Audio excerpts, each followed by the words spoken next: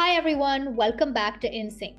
I'm your host Anmol Irfan, and today we'll be taking a deeper dive into our project Echoes Unmuted, where climate meets gender, with our second podcast in this two-part series. Echoes Unmuted is a project we've launched at Echoes Media in collaboration with Wow Pakistan. Our first part of Echoes Unmuted focuses on where climate meets gender, and our guest today is the perfect person to explore that further because of her in-depth work and experience with women who have been affected by climate disasters and her key role in shaping a gendered perspective with climate action and development. Aayisha Siddiqa is a development practitioner working with BETUC Challenging Taboos, where she helps create safe, stigma free spaces for women and young people to talk about menstrual health, sexual and reproductive health and rights, and gender based violence. With a background in public health, she works closely with communities in Pakistan to challenge harmful norms through education, storytelling, and collective dialogue. Aayisha, thank you so much for being here today for this very important conversation.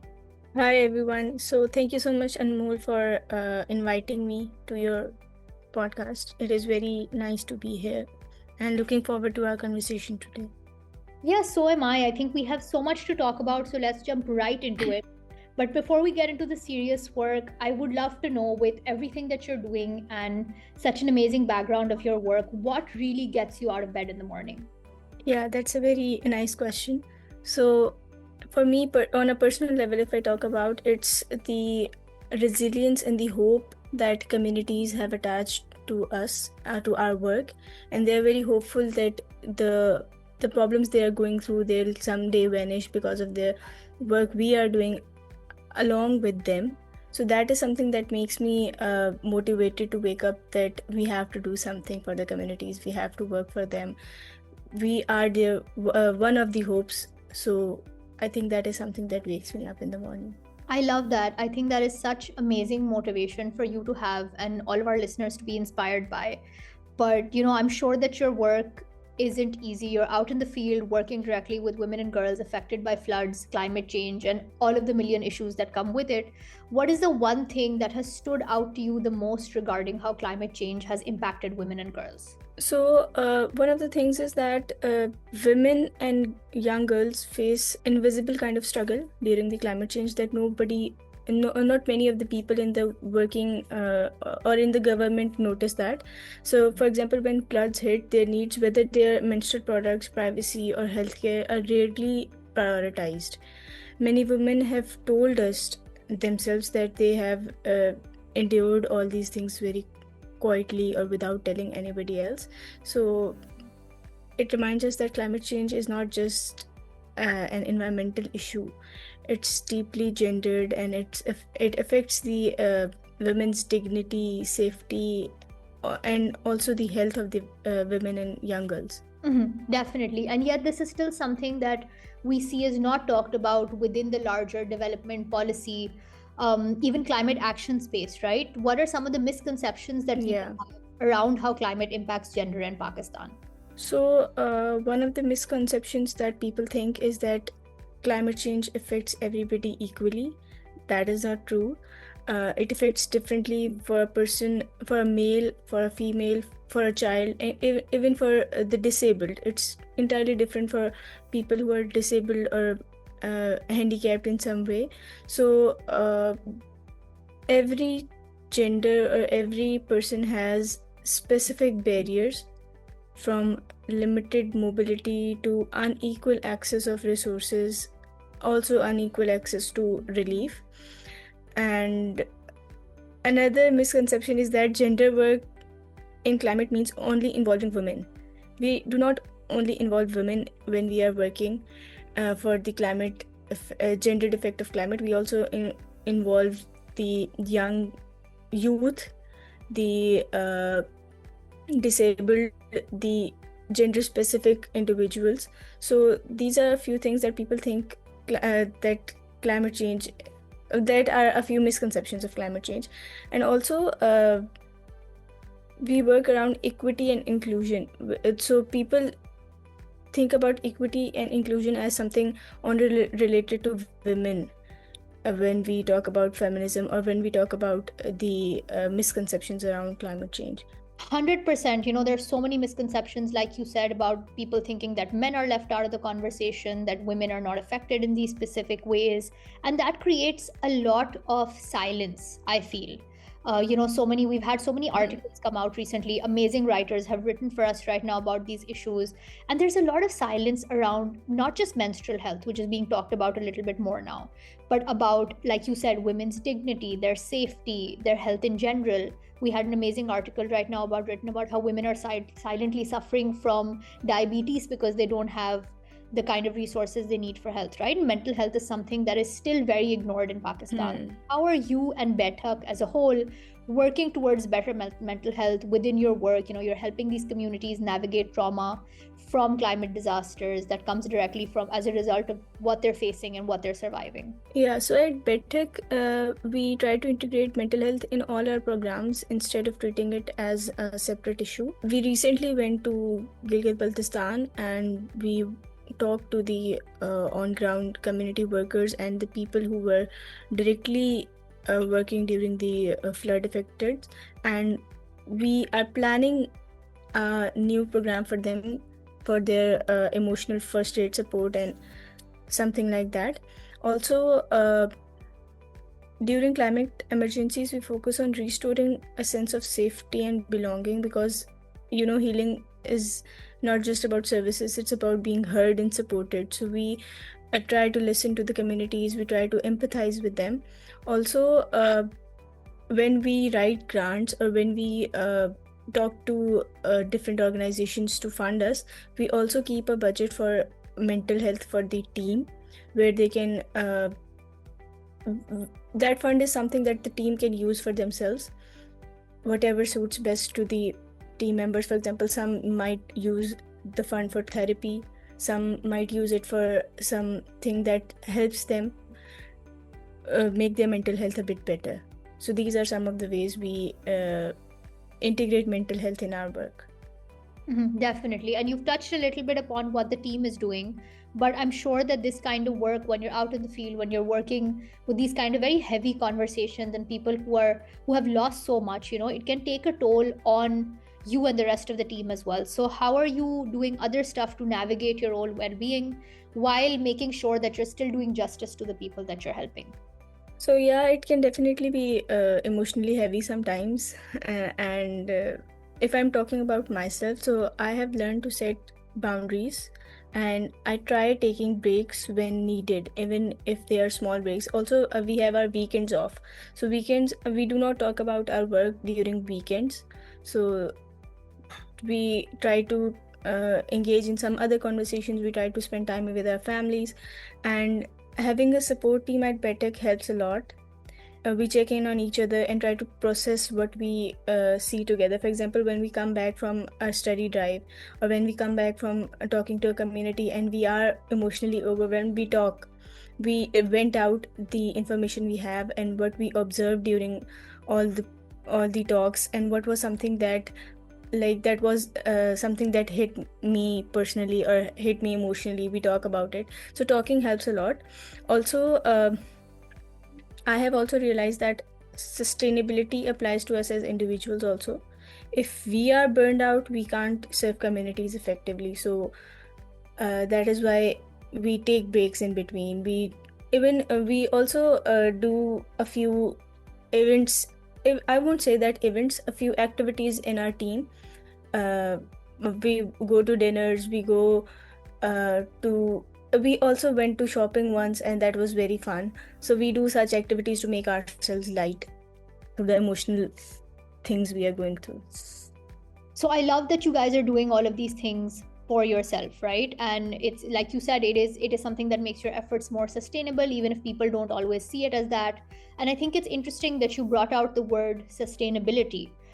Because for a lot of people within the climate space, sustainability will often mean, very specific things like using paper instead of plastic. But you work with human beings, you work with lived experiences. And so within that gendered climate conversation, keeping in mind the human impact of it, what does sustainability really mean to you? Yeah, so sustainability is not just about the environment or not just about the climate. It's more about the social justice, you can say, and the equity and inclusion I talked about earlier. That is also a part of sustainability. When we look at sustainability at as through a gendered lens, which we usually see through while working at Better. We ask ourselves, like, who benefits from this project of ours, or who is being left out, and whose labor or well-being sustains the system we rely on.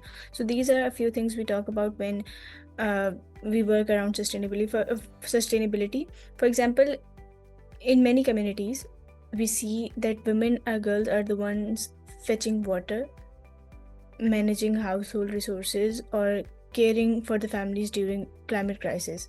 But their own voices are often missed in decision making, and that affects them physically, emotionally, and on every levels.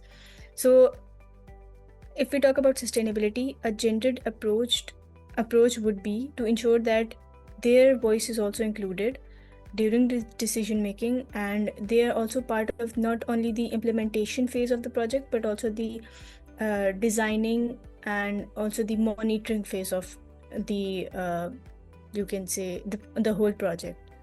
Yeah, so that would be the sustainability through a gendered lens. I think that's a brilliant definition, and obviously you have so much experience working on it, so you really understand what a sustainable future looks like within all these efforts. But I'm sure that you and the rest of the team at Bethak have evolved yourself. You've learned so much. So, how has your work evolved over the time that you've been doing it, and what have been some of the biggest lessons you've learned while working with vulnerable communities? Yeah, so when I started just after my bachelor's, and at that time I focused more on project delivery, uh, just get the timelines done and all the things, and just making sure that everything ran smoothly.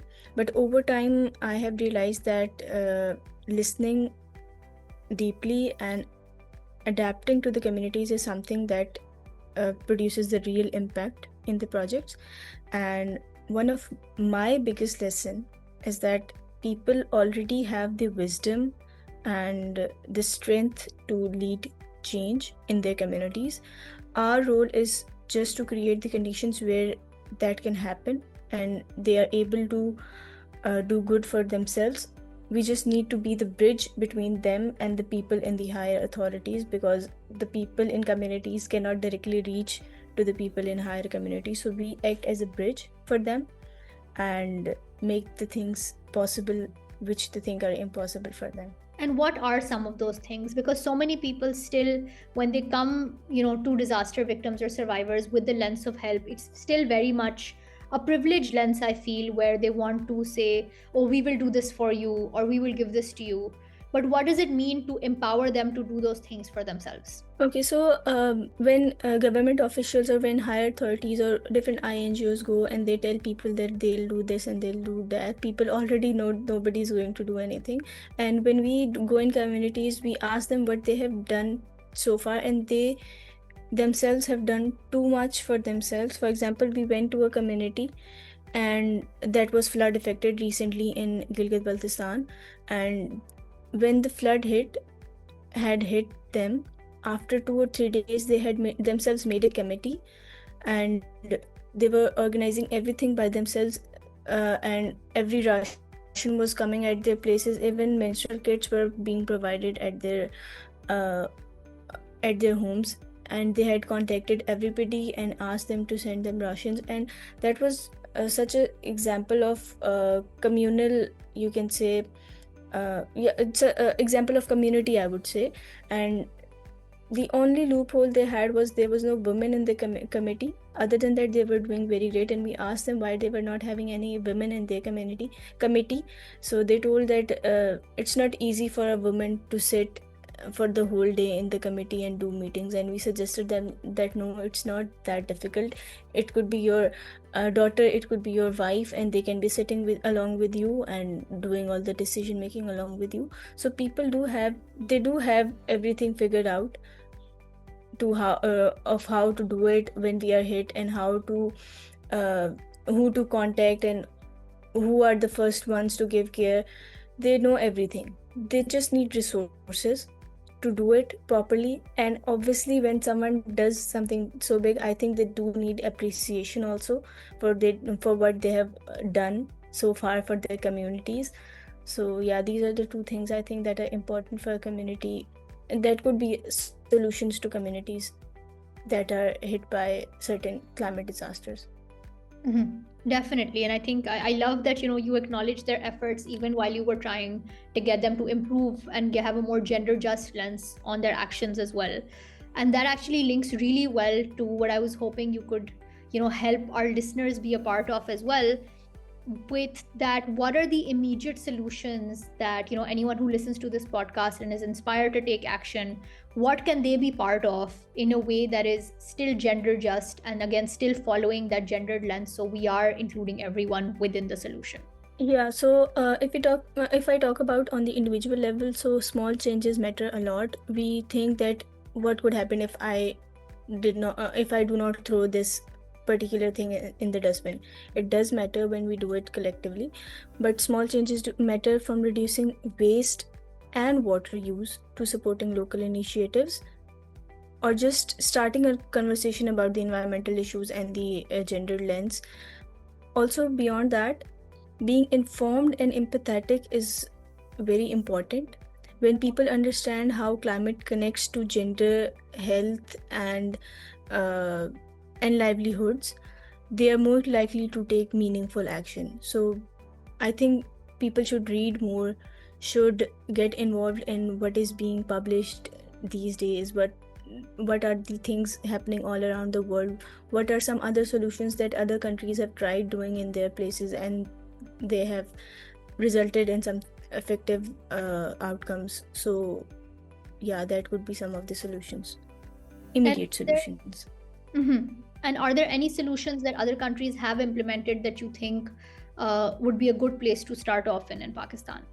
Yeah, so individuals have been doing a lot of things in their communities, starting from waste reduction. So you can do waste reduction by making your community accountable for the things they're throwing outside their homes. Other than that, if we talk on an organizational level, so there can be many projects. For example, there is, I don't remember the country, but there is a project in a country where they uplift the grassroots activists and tell them what to do with their communities. They guide them, they make them learn new things about climate change and also the gendered effect of climate change. And those grassroots activists help their communities transform themselves through the information they have. So this can be one of the projects that can be done in Pakistan also. And other than that, maybe mass media, some information through mass media, because I don't think there is only social media is people some using social media as a source of information for such things, but maybe mass media can help a lot. The for example, the televisions, the TV, simple PTV वगैरह जो हैं वो सारी चीजें, so they can also help, I think. Yeah, I think that is some great solutions to leave our listeners to think over a little bit more. So one final thing that I think I'd just like you to leave us with is, what advice would you then give to someone who's looking to make a difference within climate action and who's hoping to have a gender just approach to this? So I would say the same thing again, that start small but stay consistent. Also, you might not have answers to all the questions, so just begin where you are, even in your community, or maybe in your school or college, or maybe at your workplace if you are. And one more thing that we mostly talk about is collaboration. Collaboration is very important because working in silos helps nobody, and no one can tackle the climate crisis alone. Since this is something that we have made ourselves, together, the climate crisis, and we have to break it together also. It cannot be done alone. And most importantly, center empathy, because empathizing is very much important. Even if you cannot do anything, empathizing helps the communities a lot, or the person who is suffering, it helps them a lot. And listen to the people most affected and let their realities guide your work, because you will listen to them. Mostly they tell you the solutions themselves, that we want this to happen, and you can just revolve your work around what they want to happen in their communities. Yeah, I think that is some amazing advice. And for anyone who would like to, take your first step into climate action and help be a part of the solution, BETHUG is a great place to get started. I believe, if I'm not mistaken, you guys have volunteer opportunities as well. There's so many projects going on. If not volunteer, then educate yourself with their resources, and get involved in whatever communities are around you. Like Aayisha said, you can start small. I'll also be adding Aayisha's and BETHUG's details in the description below. And to all our listeners, thank you so much for tuning in as usual. And we will see you very soon with a new episode for the next part of Echoes Unmuted. Aayisha, thank you so much for being here with us today. It was amazing to have you as a guest.